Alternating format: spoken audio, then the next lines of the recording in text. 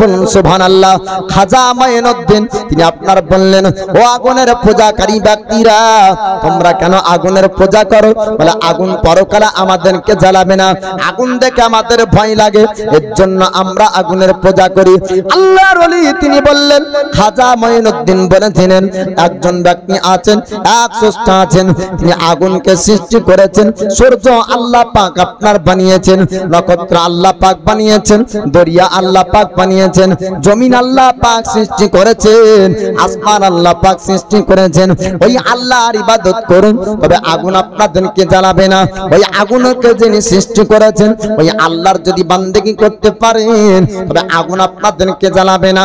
আগুনের পূজাকারী ব্যক্তিরা তখন আপনার ওই সময় বলেছিল, ও খাজা গরিবে নওয়াজ, আপনি তো ওই আল্লাহর ইবাদত করেন? বলে হ্যাঁ, আমি আল্লাহর ইবাদত করি। আপনি যদি আল্লাহর ইবাদত করেন, তবে আপনাকে তো আগুন জ্বালাবে না। বলে আমাকে আগুন জ্বালাবে না, বলে আপনাকে যদি আগুন না জ্বালাই, তবে আপনার কথা বিশ্বাস করব, তবে আপনার কথা মানব। এমন কথা যখন আপনার তারা বলেছিল, আল্লাহর ওলি খাজা গরিবে নওয়াজ আজমিরি সঞ্জারে রহমাতুল্লাহ আলাই তিনি আপনারা বলেছিলেন, ও ভারতের আগুনের পূজাকারী ব্যক্তিরা, ভয়ঙ্কর আগুন তোমরা জ্বালিয়ে দাও, ওই আগুনের মধ্যে আমাকে ফেলবে, আগুন আমাকে জ্বালাতে পারবে না। তখন তারা একটা ভয়ঙ্কর আগুন জ্বালালো। ওই আগুনে খাজা গরিবে নওয়াজ আপনার পরীক্ষা দিবেন। যুগে যুগে আল্লাহ পাক একজন করে আপনার উনি পৃথিবীর জমিন আপনার রাখবেন। আপনারা খাজা গরিবে নওয়াজের গোলামের গোলাম। বর্তমান সময় আপনার মুম্বাই জানা বাড়ি, নাম তার সালমান আজহারি, তিনি ভারতের জমিনকে আপনার চ্যালেঞ্জ করেছিলেন, আমার ধর্মের প্রমাণ দিতে যদি আগুনে নামতে হয় আমি আগুনে নামবো। তবে আপনার কোন ব্যক্তি ভারতের সাহস পায়নি সালমান আজহারির সঙ্গে মোকাবেলা করবে। আল্লাহর ওলি খাজা গরিবে নওয়াজ বলেছিলেন, ও আগুনের পূজাকারী ব্যক্তিরা, তোমরা ভয়ঙ্কর আগুন জ্বালিয়ে দাও। ভয়ঙ্কর আগুন আপনার জ্বালানো হলো। আল্লাহর ওলি খাজা গরিবে নওয়াজ ওই আগুন আপনার নামবেন। তবে খাজা গরিবে নওয়াজ বলেছিলেন, ও আগুনের পূজাকারী ব্যক্তিরা, তোমরা শোনো শোনো, আমাকে নামাতে হবে না, আমার একটা খড়ম নামিয়ে দাও। খড়ম যদি জ্বলে যায়, তবে আমার খড়ম যদি জ্বলে যায় আমি হার মানবো। তখন তারা বলেছিল, খড়ম তো দূরের কথা, আপনি এমন আগুন আমরা জানিয়েছি, আপনি যেটাই দিবেন জ্বলে যাবে। আল্লাহর ওলি আপনার বলেছিলেন, একটু আমার খড়ম নামিয়ে দেখো। আল্লাহর ওলি খাজা গরিবে নওয়াজের খড়ম নামানো হলো, কিন্তু আগুন খড়ম জ্বালাতে পারলো না। জোরে বলুন সুবহানাল্লাহ। আগুনের পূজাকারী ব্যক্তিরা সঙ্গে সঙ্গে কালমা পড়ে মুসলমান হয়ে গেলেন আর বলেছিলেন, ওগো আল্লাহর ওলি খাজা মাইনুদ্দিন, আমরা ইসলাম ধর্ম শ্রেষ্ঠ ধর্ম, এমন ধর্মের কথা পর্যন্ত শুনিনি। তবে ইসলাম ধর্ম পাওয়ার পরে ইসলাম ধর্ম গ্রহণ করলেন। আল্লাহর ওলি খাজা গরিবে নওয়াজের কাছে নিচু জাতির মানুষ তারা এসেছিল। আসার পরে বলে, হুজুর আমাদের উপর অত্যাচার হয়, আমাদেরকে সমাজে ইজ্জত করে না, সম্মান দেয় না। তবে মুসলমান যদি হই, ইসলামের মধ্যে যদি আসি, তবে কি আমাদেরকে ছোট নজরে দেখা হবে? বলে খাজা গরিবে নওয়াজ বলেছিলেন, না না, মুসলমান যদি হয়ে যাও, ইসলামের মধ্যে যদি চলে আসো, ইসলামের আদর্শ হবে এই যে আপনার নামাজের কাতারে যদি আপনার শরীক হয়, তখন রাজা প্রজা দেখবে না, মাস্টার ছাত্র আপনার দেখা যায় না, গরিব বড় লোকের পার্থক্য হবে না। কাতার পূর্ণ হওয়া পর্যন্ত যারাই মসজিদে প্রবেশ করবে, কাঁধে কাঁধ লাগিয়ে দাঁড়াবে। জোরে বলুন সুবহানাল্লাহ। অন্য ধর্মে আছে কি সম্মানী ব্যক্তির আগে যাও, হ্যাঁ, আর অন্যরা পেছনে থাকবে। আমাদের মুসলমানরা কি করে? ইসলামের শিক্ষা কি? মসজিদে যে আগে ঢুকবে আগে কাতারে যাবে, পরে যে ঢুকবে পরের কাতারে যাবে, ঠিক না? আর কাঁধে কাঁধ মিলিয়ে দাঁড়াতে হবে। যদি ঘৃণা করেন, হে গরিব ব্যক্তি ফকির ব্যক্তি এর পাশে দাঁড়াবো না, যা তুই পিছন কাতারে যা, তো তো পিছন কাতারে আপনার কথায় চলে যাবে, কিন্তু আপনার নামাজই হবে না, কারণ আপনার দিলই ঠিক নাই। ইন্নামাল আমালু বিন্নিয়াত, প্রত্যেক আমল নির্ভর করে তার নিয়াতের উপর। যার নিয়াত ঠিক নাই তার আমল ঠিক নাই। তাই না? আল্লাহর ওলি খাজা গরিবে নবাজ আজমিরের সন্দারি রহমাতুল্লাহ আলাইহির কথা পৃথিরাজ বলল, ও আমার প্রজারা, আমার সেনারা, তোমরা বলো বলো যে একজন ফকির এসেছে আমাদের ভারতের জমিনে, সেনাকে আস্তে আস্তে মুসলমান বানায়। তখন মানুষ যাওয়ার পরে বলেছিল, ও ভারতের রাজা, আস্তে আস্তে মানুষদেরকে মুসলমান করে ইসলামের প্রচার করে দেয়। ইসলামের প্রচার এমন ভাবে বাড়তেছে, আমাদের বাপদাদার ধর্ম হয়তো থাকবে না, আস্তে আস্তে সব মুসলমান হয়ে যাবে। এবার সেনাবাহিনী আপনার পাঠালো, ভারতের জমিনে রাখবো না, ভারত থেকে আপনার ফকির টানিয়ে দিব। আল্লাহর ওলি খাজা গরিবে নবাজ তিনি আপনার আজমিরের সরজমিনে তিনি আপনার আল্লাহর ইবাদতে মশগুল, জিকিরে মশগুল ছিলেন। ওই সময়তে আপনার সেনাবাহিনী পাঠালো, আল্লাহর ওলি সেনাবাহিনীর দিকে আপনার নিগাহ করলেন, একটু তাকালেন, আমার আল্লাহ পাক আল্লাহ তাআলা সঙ্গে সঙ্গে ও সেনাবাহিনীদের অন্তর পরিবর্তন করে দেয়। তারা আসার পরে বলে, হুজুর আপনি যে ধর্মের প্রচার করেন ওই ধর্মের একটু কথা শুনতে চাই। আল্লাহর ওলি খাজা গরিবে নবাজ ইসলামের শিক্ষা শোনালেন, আল্লাহর পবিত্র কোরআন তেলাওয়াত করেন। আল্লাহর কোরআন তেলাওয়াত করে করে ওই সেনাবাহিনীদেরকে শুনিয়েছিলেন। তারা আপনার শোনার পর বলেছিলেন, আজ পর্যন্ত আমরা বিভিন্ন ধর্ম দেখেছি, কিন্তু এমন সুন্দর ধর্ম আজ পর্যন্ত পাইনি। ইসলাম ধর্ম হলো শ্রেষ্ঠ ধর্ম।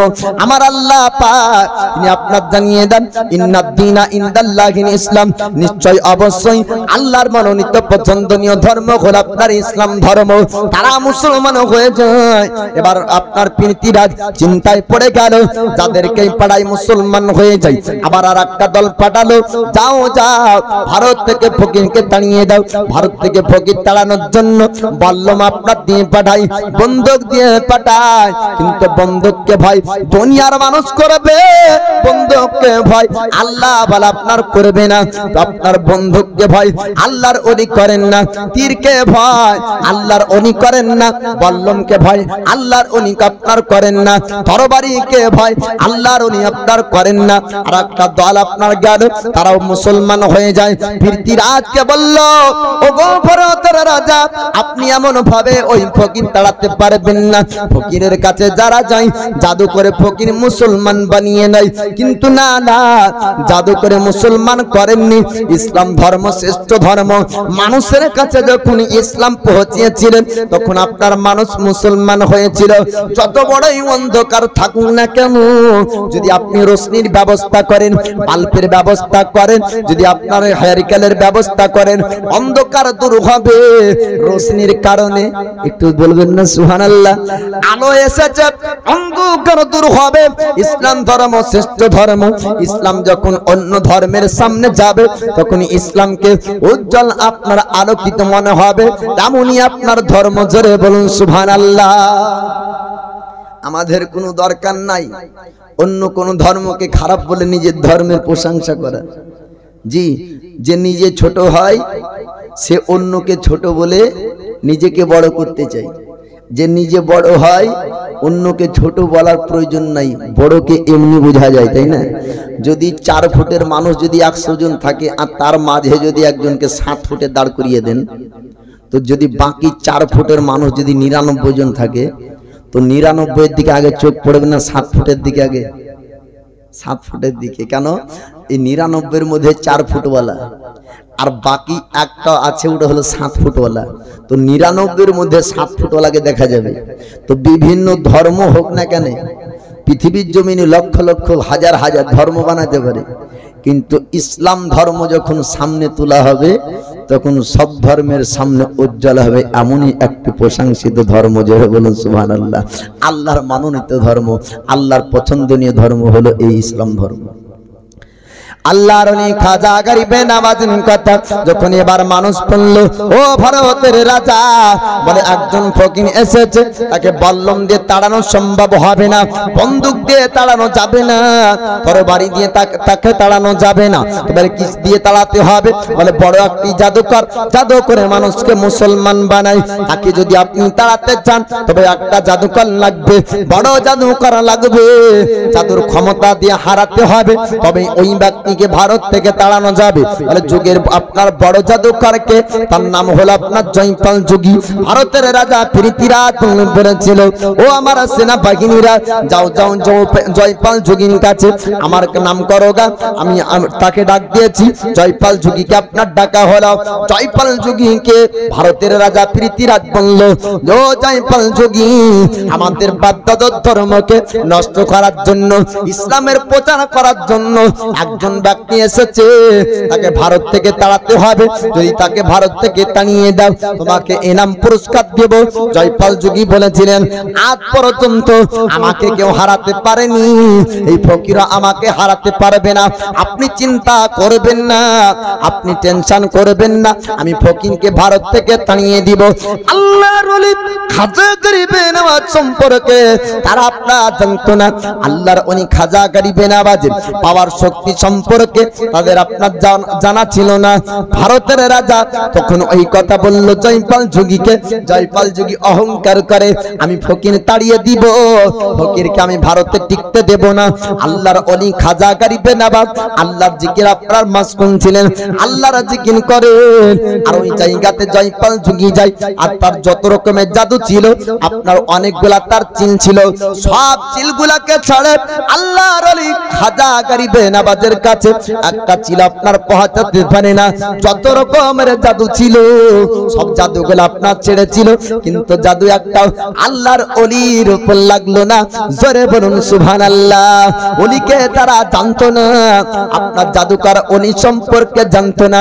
জাদুকরকে হারিয়েছে, কিন্তু কোনোদিন আল্লাহ ওয়ালার সঙ্গে তার পাল্লা হয়নি। আল্লাহ ওয়ালার সঙ্গে জাদুকর পাল্লা দিতে পারে না। জয়পাল যোগী আপনার লজ্জায় পড়ে গেল, আমি যুগের একটা বড় জাদুকর, আমাকে বড় জাদুকর বলে মানুষ জানে। আজ পর্যন্ত আমি কারো কাছে হার মানিনি। আজকে যদি সামান্য ফকিরের কাছে ঘেরে যাই, মানুষ ফকিরের প্রশংসা করবে, আমার প্রশংসা মানুষ করবে না, আমাকে সম্মান দিবে না, আমি মানুষের কাছে সম্মান পাবো না। আমার ভয় মানুষের কাছ থেকে মুছে যাবে, আর ফকিরের ভাই মানুষের অন্তরে ঢুকবে। আমি ফকিরকে জিন্দা রাখবো না, ফকিরকে আমি জিন্দা রাখবো না, ফকিরকে আমি মেরে দিব। তাই একটা বড় ধরনের পাথর উঠালো আল্লাহর ওলি খাজা গরিবে নওয়াজকে মারার জন্য।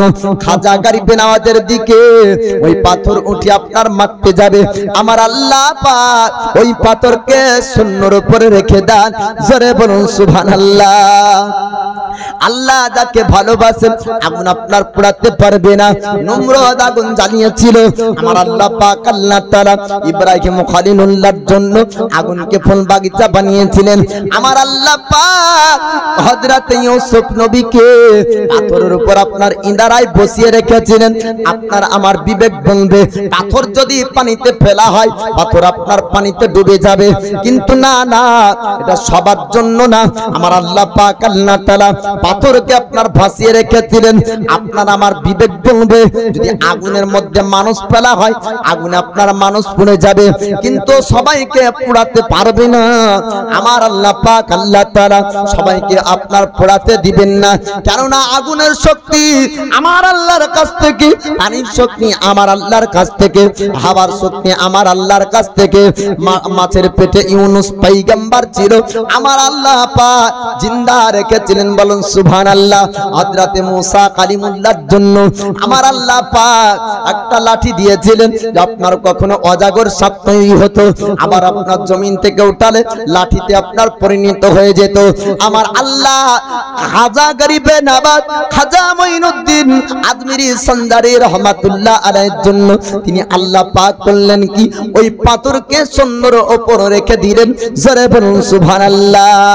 জয়পাল যোগী আবার চিন্তায় পড়ে গেল, যে ফকিরকে তো পাথর দিয়ে মারতে পারলাম না, আর যদি হার মেনে যাই তবে মানুষ আমাকে সম্মান করবে না, মানুষ আমাকে আর ভয় করবে না, আমি হার মেনে যাব, ফকিরের প্রশংসা মানুষ করবে।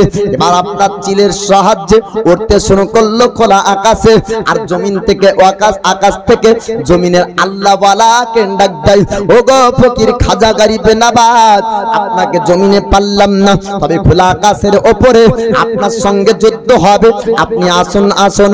আল্লাহর ওলি বলেছিলেন, ওরে যুগের বড় জাদুকর জয়পাল যোগী, তুই অহংকার করিস না, আজ জাদুর ক্ষমতা দেখাস না, জাদুর শক্তি পাওয়ার দেখাস না।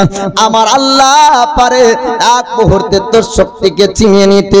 আল্লাহর ওলি খাজা গরিবে নবাব আজমির সঞ্জারে রহমাতুল্লাহ আলাই নিজের ব্যবহার করা একটা খড়মকে আপনার হুকুম করলেন, জুতাকে আপনার হুকুম করলেন, যা যা ওই অহংকারী জয়পাল যোগীকে জমিনের নিচে একটু নামাতে হবে। আপনার সঙ্গে সঙ্গে খড়ম তুলতে লাগলো, আর খোলা আকাশের উপরে জয়পাল যোগীকে মারতে মারতে জমিনের নিচে নামায়। জয়পাল যোগী আসার পরে বলে, হুজুর আজ পর্যন্ত আমি জাদুর শক্তি দেখিয়েছি, আমি জাদুকরের সঙ্গে পাল্লা দিয়েছি, আজ পর্যন্ত কেউ আমাকে হারাতে পারেনি, তবে আল্লাহ বালার সঙ্গে আজ পর্যন্ত কোনদিন পাল্লা আমি দিইনি। হুজুর বুঝেছি আপনি আল্লাহর ওলি, আপনি আমাকে মুসলমান বানিয়ে নেন, ইসলাম ধর্ম শ্রেষ্ঠ ধর্ম, আমি এটা বুঝতে পেরেছি। আল্লাহ তাআলা আল্লাহ পাক আপনার সহায়, আপনাকে আপনার আল্লাহ পাওয়ার দিয়েছেন, শক্তি দিয়েছেন, আপনার সঙ্গে দুনিয়ার কোনো জাদুকর পারবে না। আপনি আমাকে কালমা পড়িয়ে দিন, আপনি আমাকে মুসলমান বানিয়ে নেন। জয়পাল যোগী কালমা পড়ে আপনার মুসলমান হয়ে গেলেন। জোরে বলুন সুবহানাল্লাহ। ভারতের রাজা পৃথ্বীরাজ চিন্তায় পড়ে গেল, আমি জয়পাল যোগীকে, আমি জাদুকরকে পাঠালাম, জাদুকর পর্যন্ত মুসলমান হয়ে যায়, সেনাবাহিনীকে পাঠায়, তারাও মুসলমান হয়ে যায়।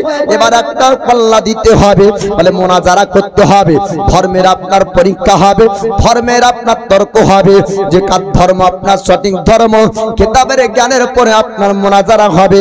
আল্লাহর ওলি খাজা গরিবে নবাব ইলমে শরিয়াতের জ্ঞান অর্জন করেছিলেন, ইলমে মারিফতের জ্ঞান খাজা উসমান হারুনের কাছ থেকে অর্জন করেছিলেন। সমস্ত জ্ঞান আল্লাহ পাক খাজা গরিবে নবাবকে আপনার দান করেছিলেন।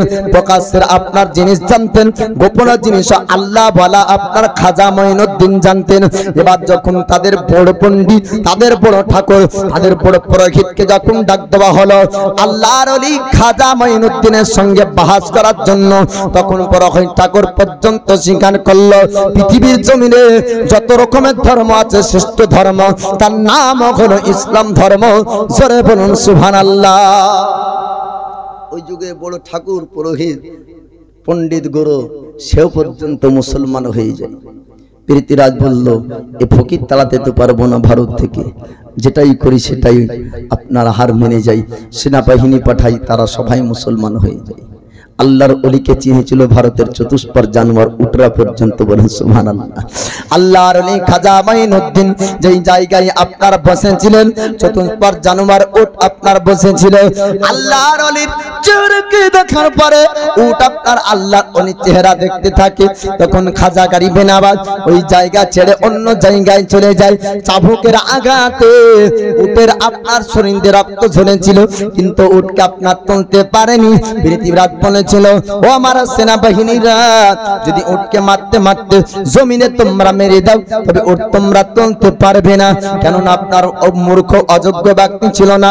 খাজা গরিবে নবাব সম্পর্কে ভারতের রাজা পৃথ্বীরাজ জানত, তার শক্তি, তার পাওয়ার সম্পর্কে। জয়পাল যোগী পর্যন্ত হার যার কাছে মেরে যায়, ওই ব্যক্তি আপনার কমজোর সাধারণ মানুষ হবে না। ভারতের রাজা বলেছিল, ও আমার সেনাবাহিনীরা, ও আমার উট পাহারাদারেরা, তোমরা উটের গায়ে আর আঘাত করো না। ওই ফকিরকে তোমরা সন্ধান করো, ফকিরকে কোথায় তোমরা পাবে, ফকিরকে তোমরা আনো, না যে আমার উট তোমরা বাড়ি পর্যন্ত আনতে পারবে না, আমার প্রাসাদ আনতে পারবে না। আল্লাহর ওলি খাজা গরিবে নবাব আপনার গেলেন, সঙ্গে সঙ্গে উট তাজিমে আপনার জায়গা থেকে উঠে পড়ে। জোরে বলুন সুবহানাল্লাহ। আয় ভারতের রাজা, আল্লাহর ওলি চতুষ্পর জানোয়ার উট বসে রাখেন, উট আপনার তুলতে পারে না। ওই খাজা গরিবে নবাবের বসানো আপনার 40 কোটি মুসলমান কিয়ামতের সকাল পর্যন্ত ভারত থেকে তুলতে পারবে না। জোরে বলুন সুবহানাল্লাহ। তবে সেই রশি মজবুত ভাবে ধরা চাই, তাই না? কিন্তু আমরা যদি সেই রশি মজবুত ভাবে না ধরে, এখন বিভিন্ন বিভিন্ন মতে বিভক্ত আমরা মুসলমান, হ্যাঁ, যদি আমরা খাজা মানা বন্ধ করে দিই তো রাজা তো ঠ্যাঙাবেই, কিছু করার নাই। আমরাই আমাদের মুসলমানের দোষে আমরা আলাদা হয়ে, যেমন একটা বাপে যদি 4টা বেটা থাকে, চারদিকে আলাদা আলাদা হয়ে গেলে চাচা তো ভাইরা তো ঠ্যাঙাবেই, কিছু করার নাই। মুসলমান আল্লাহ পাকের রশি মজবুত ভাবে ধরতে হবে, আল্লাহর ভরসা রাখতে হবে। যখন নবী পাকের দাদা আব্দুল মুতাল্লিব তিনি দেখলেন যে কাবাকে ধ্বংস আপনার ভাঙার জন্য একজন বাদশা আসছে, নাম তার আবরাহা। শক্তি পাওয়ার ক্ষমতাতে যুদ্ধ করে জয় করতে পারবে না মক্কাবাসীরা।